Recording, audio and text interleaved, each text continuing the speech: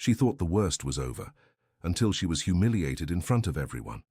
But no one expected what her father would do to help in that moment. If you like stories like this, be sure to subscribe to this channel. We post every day. Continuing, on the eve of the New York autumn, the ballrooms of the traditional Plaza Hotel lit up for a charitable gala night that brought together the business, political, and cultural elite of the country. Amidst long dresses, speeches, and toasts, Caroline hesitated before the mirror in the ladies' room. 6 months pregnant, with a restrained expression and a distant gaze, she took a deep breath before returning to the main ballroom, where Edward, her husband, awaited her.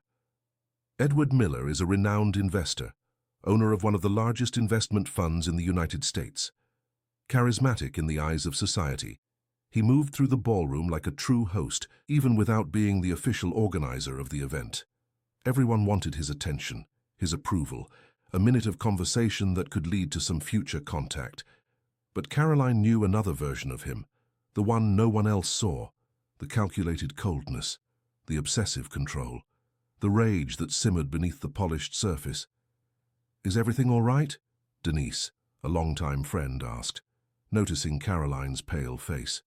"Yes, just a bit of pregnancy sickness," she replied, adjusting her navy blue dress that disguised her 6-month bump, as her eyes automatically sought Edward in the ballroom, measuring the distance between them like someone calculating the time until the next storm.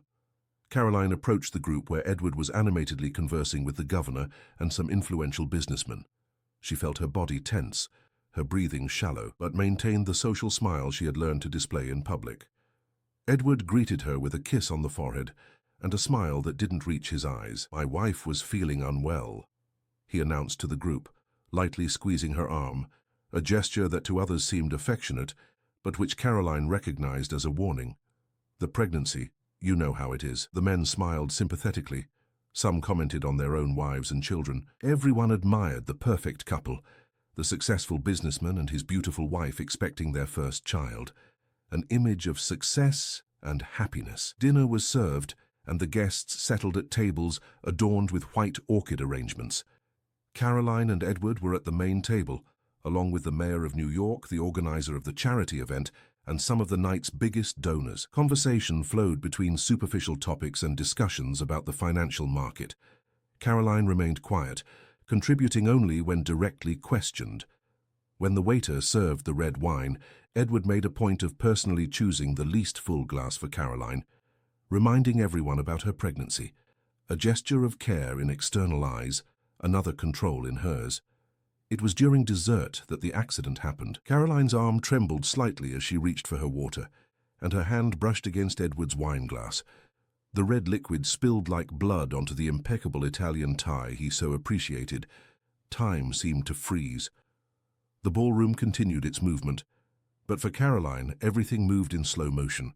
She saw the stain expanding across the expensive fabric, saw Edward's nostrils subtly flare, felt the ice emanating from his eyes as he maintained his social smile. "I'm so sorry," she murmured, trying to clean the tie with a napkin, but he pushed her hand away with a subtle movement. "Don't worry, dear," he replied with a controlled voice that only she recognized as dangerous. Accidents happen. The rest of dinner unfolded like a slow-motion nightmare for Caroline. The dessert she barely touched, the organizers' speeches, the applause. All the while feeling Edward's icy silence beside her, the storm brewing, the invisible countdown. When guests began to circulate again through the ballroom after dinner, Edward leaned towards her and whispered, "Let's go to the garden. I want to show you something." His tone was soft, almost loving, but Caroline felt her stomach churn. She knew this invitation, this tone.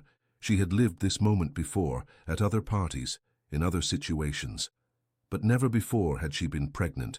Never before had she had so much to lose. In the hotel's inner courtyard, a beautiful place with royal palm trees and an illuminated Art Deco fountain, few guests circulated, most preferring the music and buzz of the main ballroom. Edward gently led Caroline by the arm to a more secluded corner, near a decorative statue celebrating the New York Carnival. A leather whip, part of the statue's adornment, decorated the piece. "You humiliated me in front of the governor and the mayor," he said, his voice still low, but now without any trace of the social smile. "Do you know how much that tie cost? Do you know how much that meeting cost? It was an accident, Edward. Please, let's go back inside." Caroline tried to calm the situation, thinking of the baby, thinking of a way out. "Accidents have consequences," he replied, tearing the decorative whip from the statue. What happened next would forever be etched in the memory of all present. Edward, consumed by a fury that finally overflowed from the carefully controlled vessel of his public persona, dragged Caroline to the center of the courtyard. The few guests circulating in the area stopped, confused, unable to process what was happening. The first lash of the whip cut through the air with a hiss, hitting the marble floor beside Caroline. The second tore the bottom of her dress. The third found her skin. A collective cry of horror rose, but no one moved. The paralysis caused by shock, by disbelief, by the sudden realization that this respected man, this business leader, this generous donor was assaulting his pregnant wife in public, immobilized everyone. "Someone call security!" a woman finally shouted, breaking the collective trance. But before anyone could react, an imposing figure burst into the courtyard. Anthony Maxwell, Caroline's father, crossed the space like a force of nature. The communications magnate, owner of one of the country's largest television networks, did not utter a word. With a precise movement, he disarmed Edward, throwing the whip into the fountain. His eyes, identical to his daughter's, fixed on his son-in-law with a silent promise that made the aggressor recoil.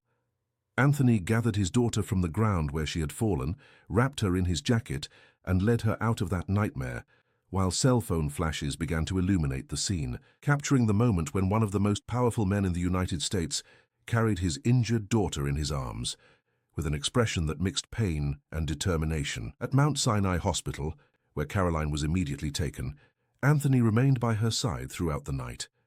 Doctors treated her injuries, monitored the baby, and administered medication to prevent premature labor. When the tests finally confirmed that both Caroline and the baby were stable, something definitively changed within Anthony. "Dad," Caroline whispered, exhausted after hours of tests and medications.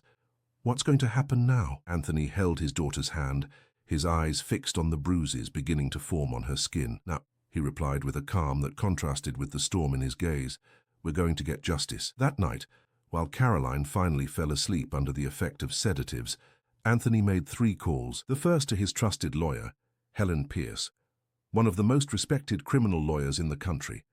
The second to his eldest son, Philip, a brilliant financial analyst who worked for his company.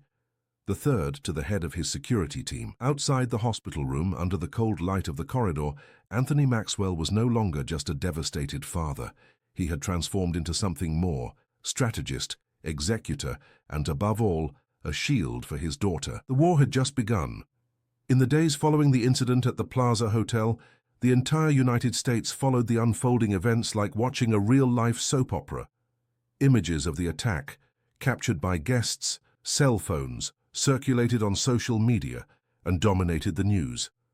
Edward Miller's name, once associated with business success, now echoed as a symbol of domestic violence and abuse of power. On the 10th floor of the building housing the headquarters of the Maxwell Group, a meticulous operation began to take shape.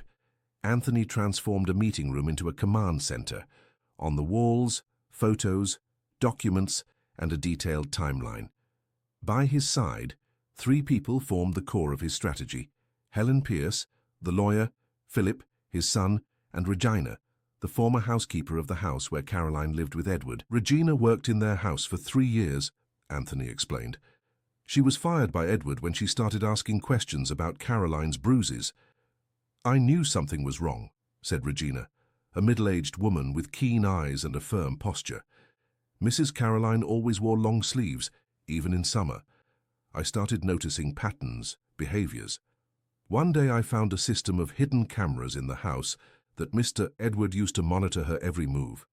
"And do you have proof of that?" Helen asked, already calculating the legal implications. Regina opened her bag and pulled out a USB drive. "I have more than proof. I have the last 2 years of recordings. He forgot to change the system passwords when he fired me." Philip connected the device to the computer, and the images that appeared on the screen made everyone blanch. Scenes of systematic humiliation, obsessive control, and physical assaults. Caroline being pushed against a wall for questioning and expense. Caroline locked in her room for being 10 minutes late for a doctor's appointment. Edward destroying gifts she had bought for her father.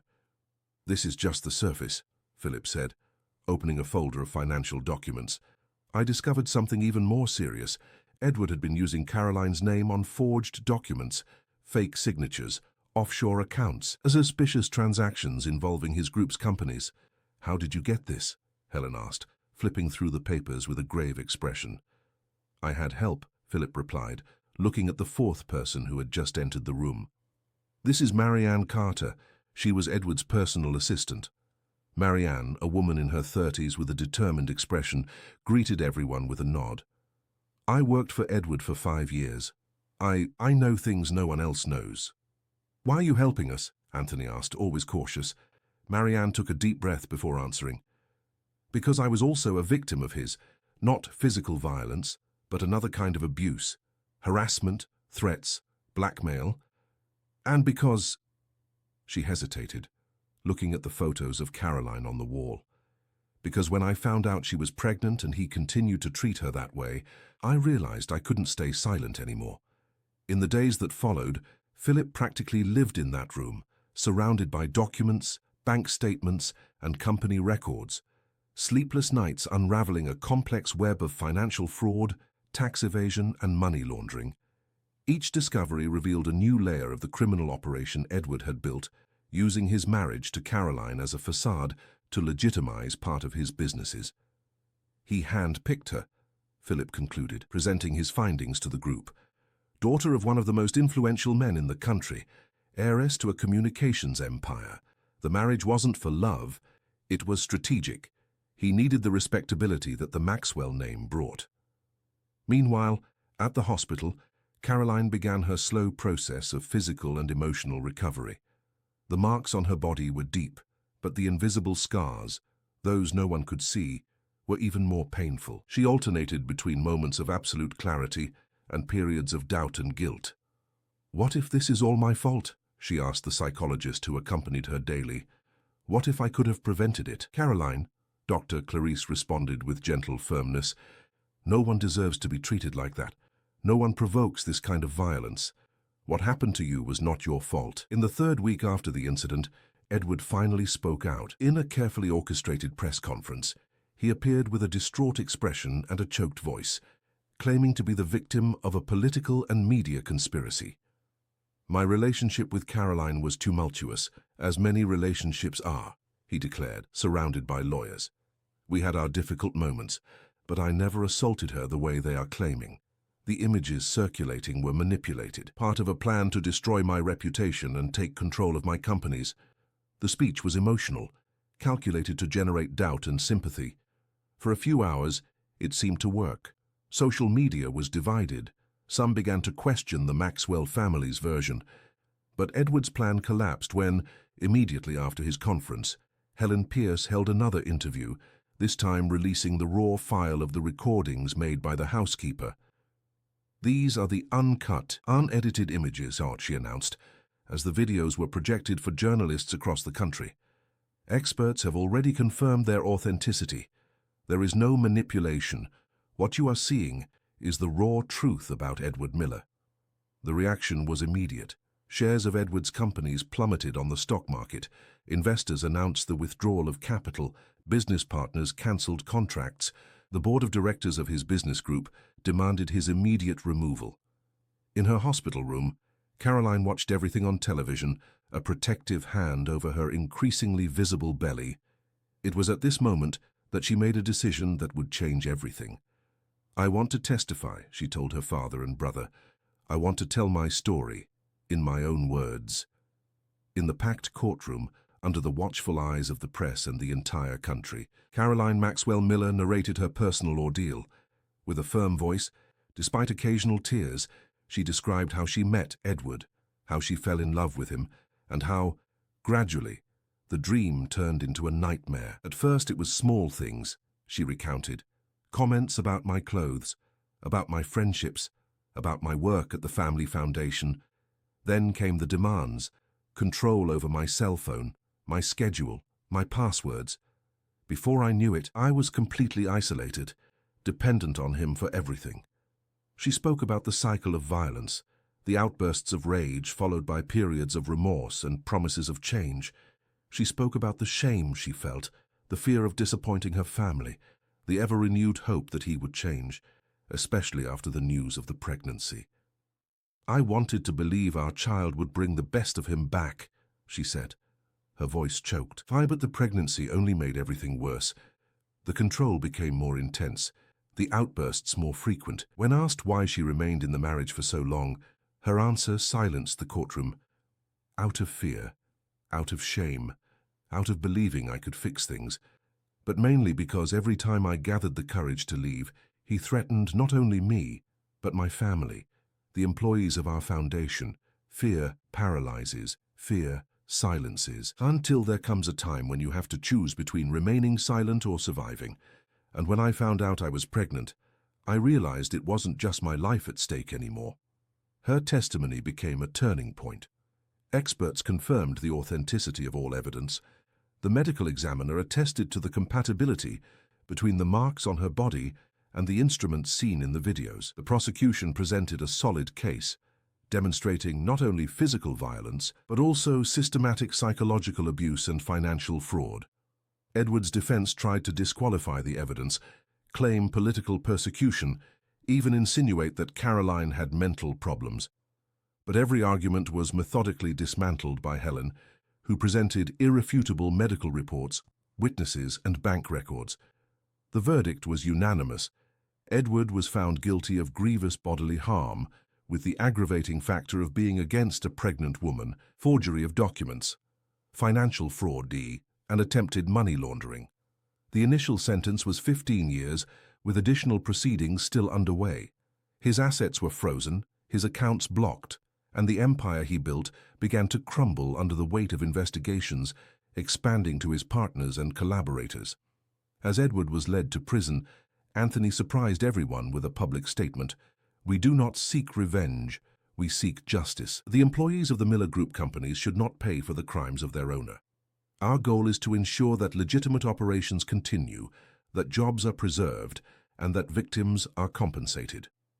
1 year after the fateful incident, the same ballroom of the Plaza Hotel was lit again, this time with soft lights in shades of light blue. Caroline, now mother of a 5-month-old girl named Hope, was back at the place where her public nightmare began. But this time, not as a silenced victim, but as the founder of a national initiative to combat domestic violence. The Hope Foundation was officially inaugurated with an emotional speech by Caroline. "Today we celebrate not just the birth of an institution, but the rebirth of all of us who once lived in the silence of fear. To forgive is not to forget. It is to free oneself. True power is not in controlling, but in protecting, in building, in transforming." Outside, under the fine rain typical of the New York autumn cirque, a man observed the event through the hotel windows. Simple clothes, a distant gaze, without the charm or imposing presence of yesteryear. Edward, temporarily released for a medical appointment, contemplated the new reality for a few moments before being led back to the police car. The city that once revered him now barely recognized him. The symbolism was clear. One cycle had closed, another had begun. In the following months, the Hope Foundation grew and gained international recognition. A new building was inaugurated on the Upper East Side of New York, with the motto engraved on its facade, "From pain, we rise." Caroline became a spokesperson for thousands of other women who, like her, had lived through the cycle of violence. In a symbolic gesture of closure and new beginnings, she returned with her father and brother to the mansion where she had lived with Edward. In the impeccably maintained garden, she left a bouquet of yellow flowers, the foundation's symbol, on the entrance step, where she once fell after being pushed. "I forgive him," she said, feeling the weight of the words. "Not because he deserves it, but because I deserve peace." She was no longer alone. By her side were her father, who transformed his influence into a shield of protection, and her brother, who converted his skill with numbers into a defense strategy. In her lap Little Hope, with her mother's same intense eyes, represented not only Caroline's personal future, but the collective legacy that emerged from her pain. The silence, finally, was broken. Fear, replaced by purpose, and justice, at last, gave way to rebuilding. On the afternoon of that day, as the New York City sun bathed the city in its golden light, Caroline contemplated the Manhattan skyline from the terrace of the Foundation's new headquarters. A sense of peace enveloped her when she finally understood she had done more than survive. She had built something eternal on the ruins of abuse. She converted her pain into a movement that crossed borders, where individual trauma transformed into collective strength, where the end of one story marked the beginning of many others. "Mommy!" called the little voice from the baby monitor beside her, announcing that Hope had woken from her afternoon nap. Caroline smiled, a genuine smile that now reached her eyes. Life continued, and with it, the hope that her own name now carried for thousands of other women. End of story. Dear listeners, we hope Caroline's story has touched your heart and shown that even in the most difficult situations, there is always a path to rebuilding and hope. If you were moved by this journey of pain and overcoming, please leave a like, subscribe to the channel, and tell us in the comments what most touched you in this narrative. Every day, we bring intense stories like this, which reveal the deepest side of the human soul and inspire us to believe in the power of transformation. We look forward to seeing you in the next episode.